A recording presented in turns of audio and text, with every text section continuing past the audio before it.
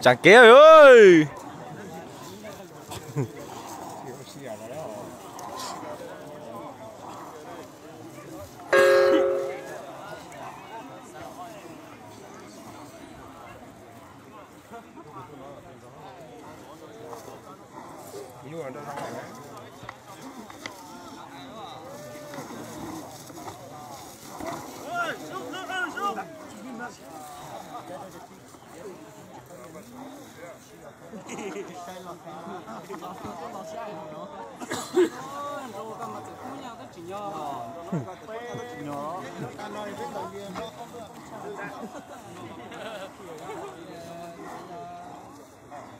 Đúng rồi, tao chẳng đi gì đâu.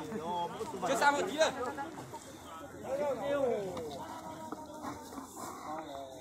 Nó lại không phải. Trời dân thành. Anh bên xa một tí đây. Xa một tí đây. Có một to ra. Sáng lên chuyển. Tôi lùi thế là to ra. Không một số. Không một to ra không nào đâu. Sắp là. Thế là thì to gì thế?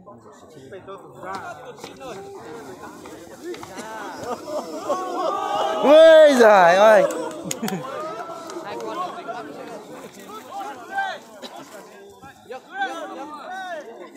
Vào mắt rồi.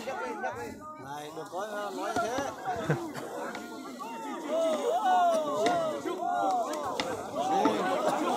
Ôi trời ạ. Hay thế ghế. Hay thế.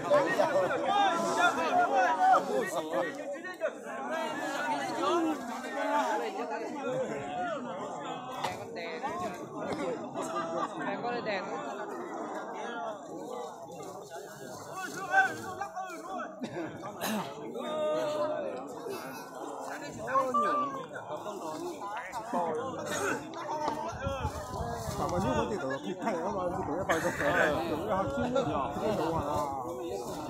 Mà tí tụi nó nó chỉ tờ. Chỉ đủ nó chỉ tờ mà họ to hơn mà. Cái người ta rất con nó đấy.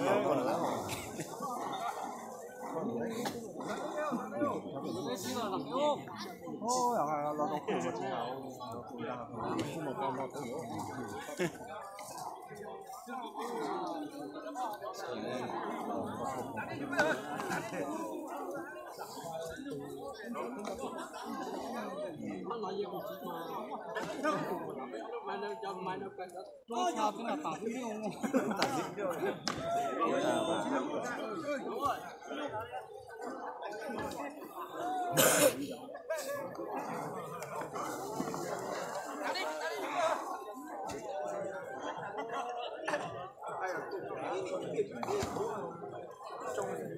còn là một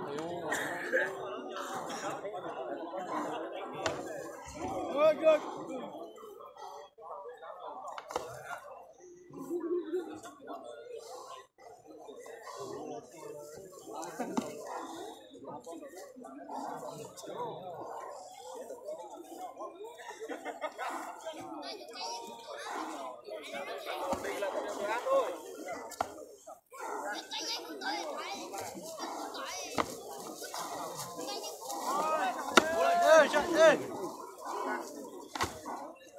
Đúng rồi.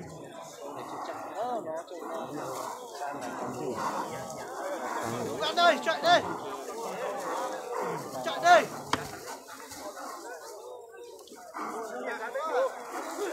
Chạy đây. Đây. Đúng rồi á. Đánh thấp kìa.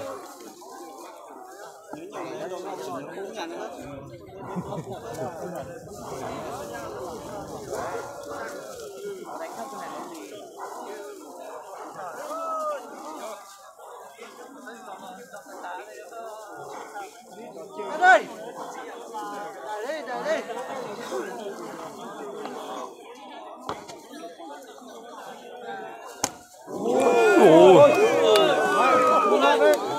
Ôi giời, đúng rồi.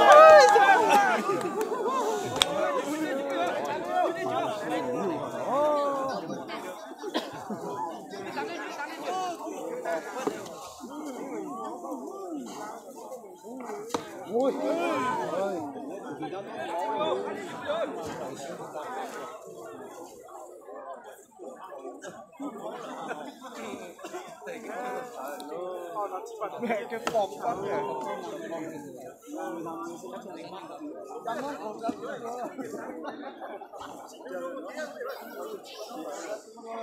Nó là đóng nó là chân mất còn đá trong nữa.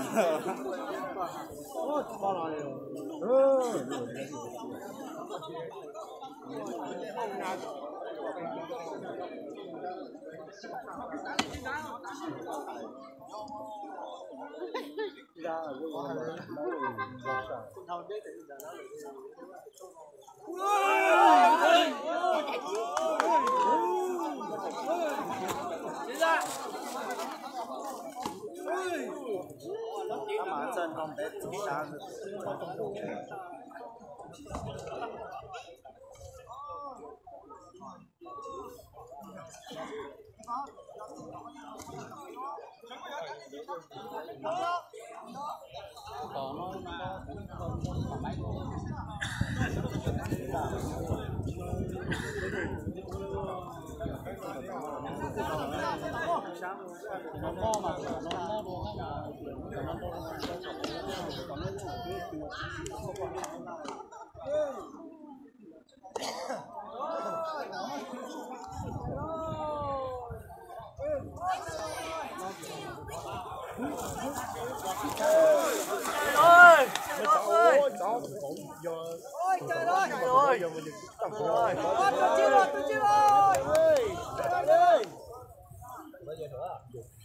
giờ chứ để dẹp thẻ đâu từng giá chỉ lên đó cái gì à từng giá tổng cái số mà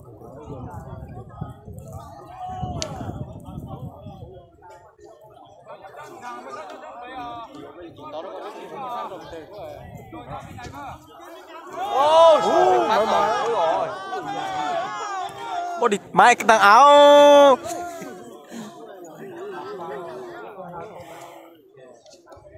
Bao nhiêu cái màn hình.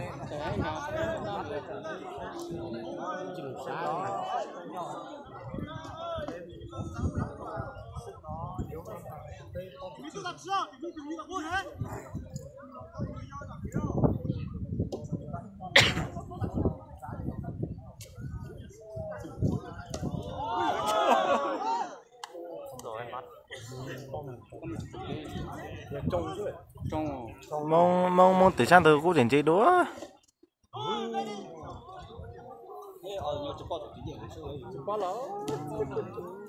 真都是水嘛，但我都领我都得水少，係咪？因為因為都你冇做水。Cho cu nào mà đông tí sơ, họ cu là. Tao thì冇做水啊，我真係啊。Cậu phú ấy. Cậu phú à? Có phú ồ.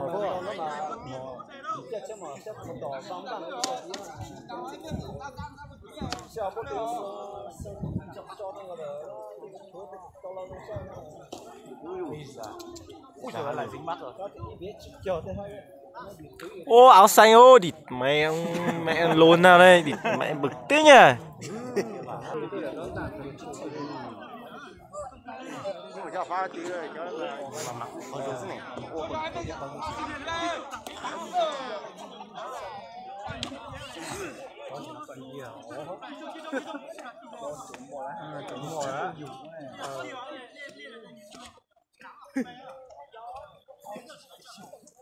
Đánh nhân gì thấy nhân chặt vào để học tặng trung tế là đọc để cho chúng ta thích đa dụng chúng ta dùng đọc tiền đọc cho nó thành bảo phế là hành trang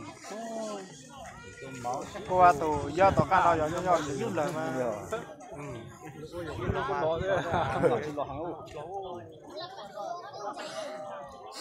anh đây là tụi nó muốn sai dữ giờ theo người giờ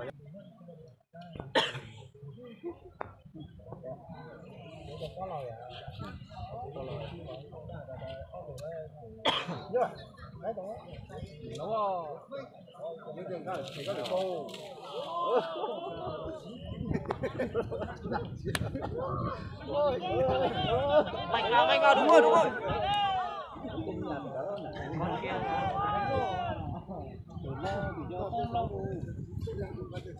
Cái hám lại nhỉ? Nó đẩy như thế là chạy.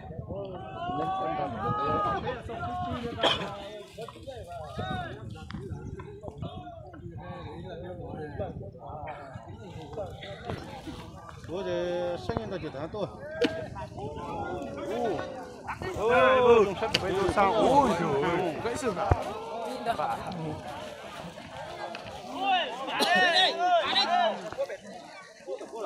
Tôi sang chạy cho nó dễ đi. Mạnh vào. Đây. Tụi nó có thấy gì khách của nó vậy?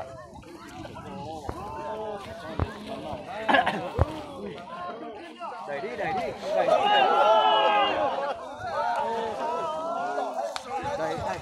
Ui giời ơi. Càng nhá. Cho con này đánh đi.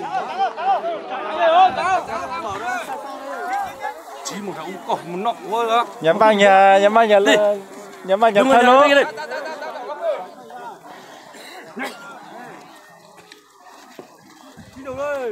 Có một chúng mà có tua là phải chắn nào á. Một là phải chắn nào. Đánh nhanh của kịch. Con này.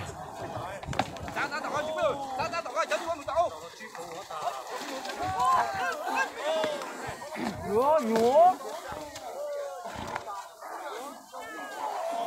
Tá tổ bây giờ, tá tổ. Chạy luôn. Mà Ôi, xuống.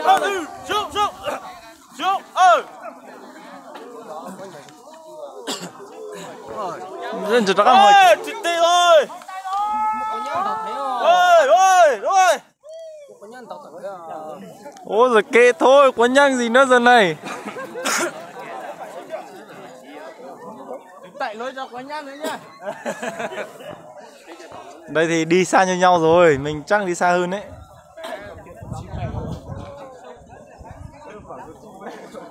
Ông có nặng bằng thôi anh ơi.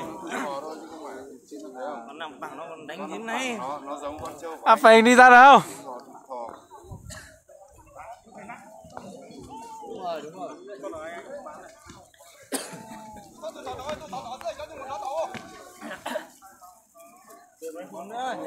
Mấy trận nữa. Phải tính chứ. Như thế này tí con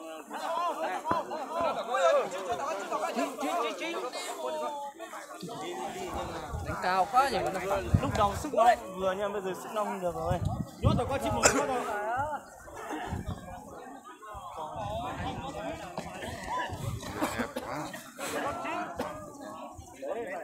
Mua được mua phải ép ngay.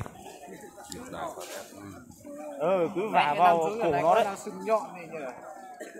Ui, sừng nhọn thì đánh thua lâu rồi, nghỉ lâu rồi. Ui. Khả năng là đánh con kia chỉ tới rồi, ôi dồi ôi. Vả đi em ơi. Vả chân nó đúng rồi. Ok, hình như là ôi dồi ôi, tại mình cái mải nhìn trâu A quá. Thắng quay hết video nhé.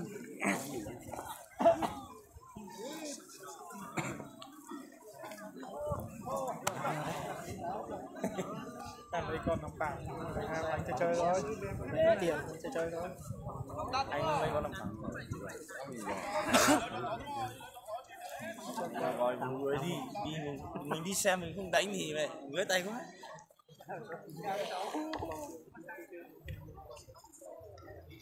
Con nòng bảng luôn. Nó nằm phẳng con đau nó không chạy đâu. Con này nó miếng đau rồi.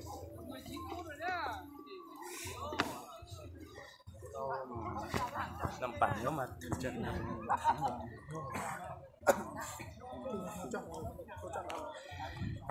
Ô, ông phình chế hết màn hình rồi. Giá ai trả giá đúng không? Mấy em làm sao ra đây? 50 triệu ai giá? Ui, nó phải để lại nó còn đi tiếp chứ anh. Xa tí đứng ra bờ chuồng ấy.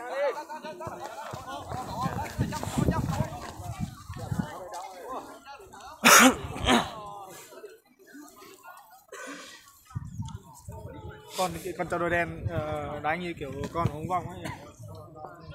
Nên nó cứ kiểu nó đối sức nó toàn đây khe lè nó bên như thế.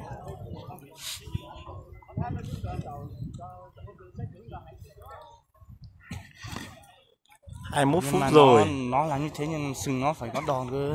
21 phút rồi, lì lắm.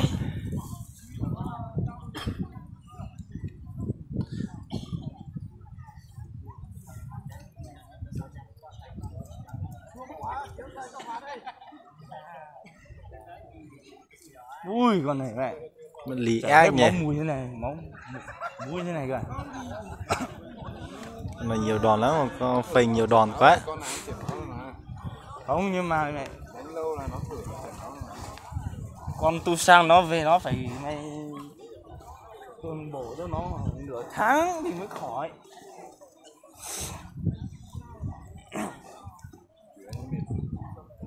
Riêng con tu sang về kiểu gì nó phải có thuốc thôi, nó vả vào cổ nó như thế.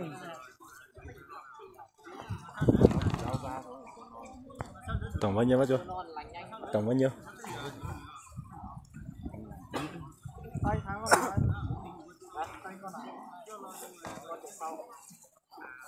Trận sau này à?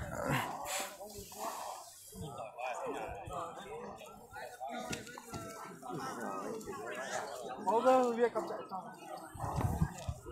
Ôi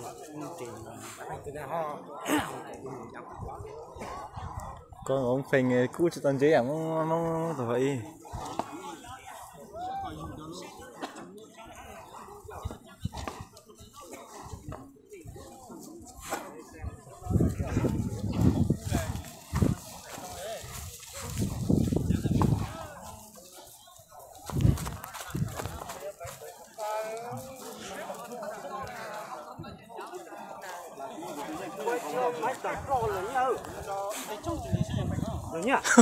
Máy tập cổ.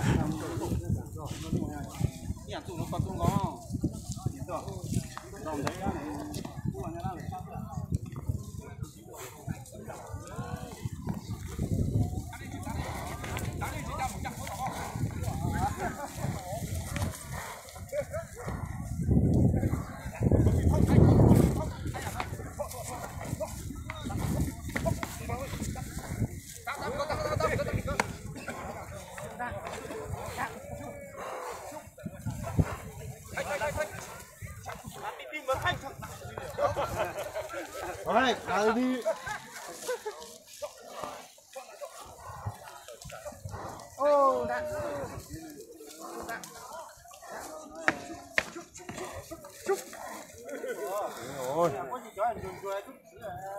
Nhà bố rồi ta kia chỉ nhớ đấy à. đi mất mẹ 500 rồi tháng này à, mà giờ thì Rồi lại bù vào quá. phải gỡ quá ăn tuổi nhỉ. Nó hát lên bó biết cùng nó tội tật kia hồ. Hải lưu là gì đó bằng này.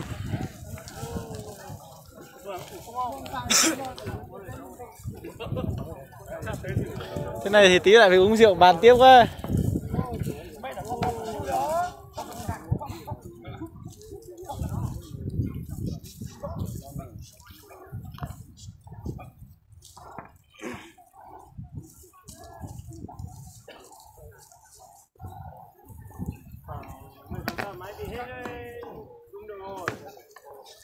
Ôi, cậu phình, tránh tí cậu phình ơi.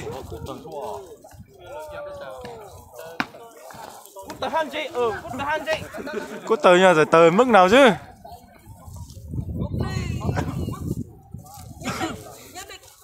Ô, vào mắt rồi.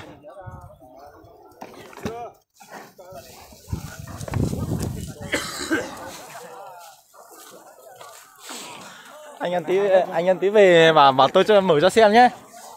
Phát trực tiếp đi. Ôi, phát trực tiếp là cái gì? Trực tiếp quay tí nữa gửi Facebook lên tôi gửi cho. Không gửi đâu nặng. Gửi được mà. Tí em gửi qua Gmail cho. Facebook nhiều cái này không gửi được.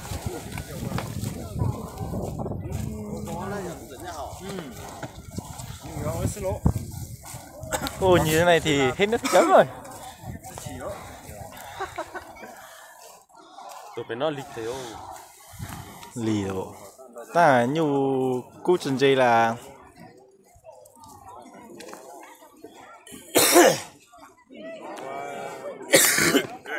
Very good.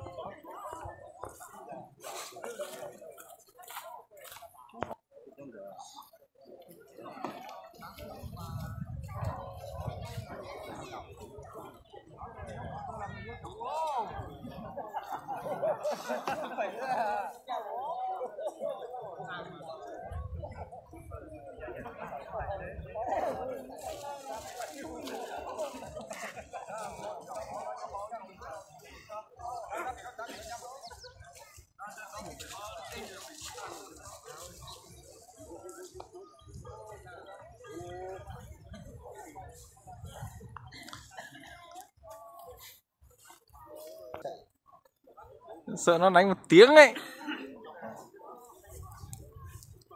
Bây giờ cả hai cùng mệt. Tôi sang đau hơn đấy. Sang thì nó phải đau hơn.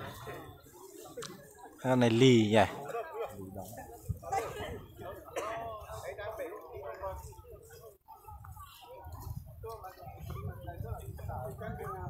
Yo, chạy đi ra. Chị của sự hiện tạo rồi à. Chứ bố thằng kia nó bông chứ bố hay à. Bố ấy thả thùng về mà. Chịu nhỏ mà.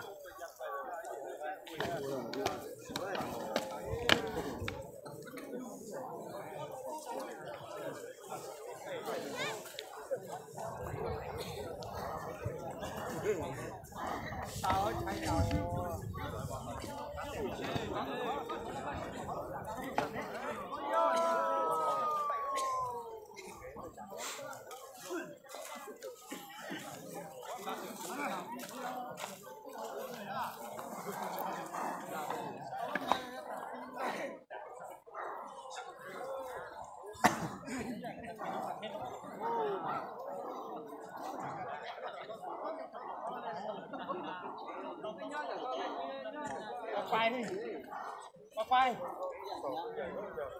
quay lại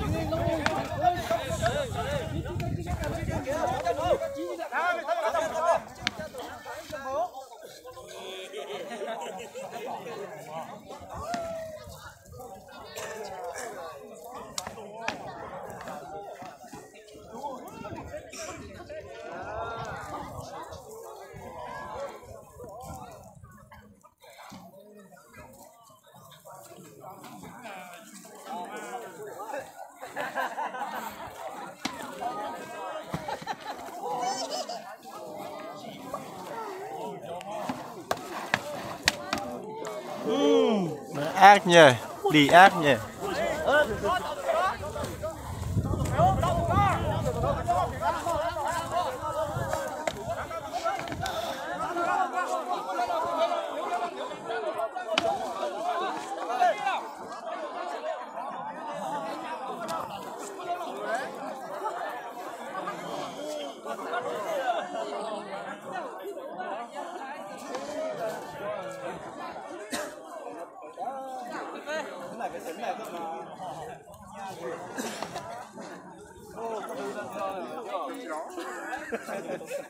ra nào có tôi chỉ phản trò nó đi được.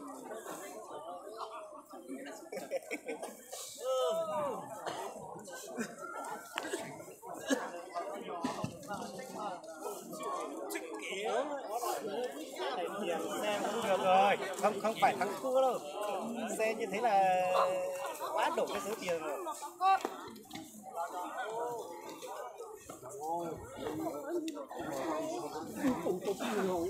Mày chỉ chiêu à?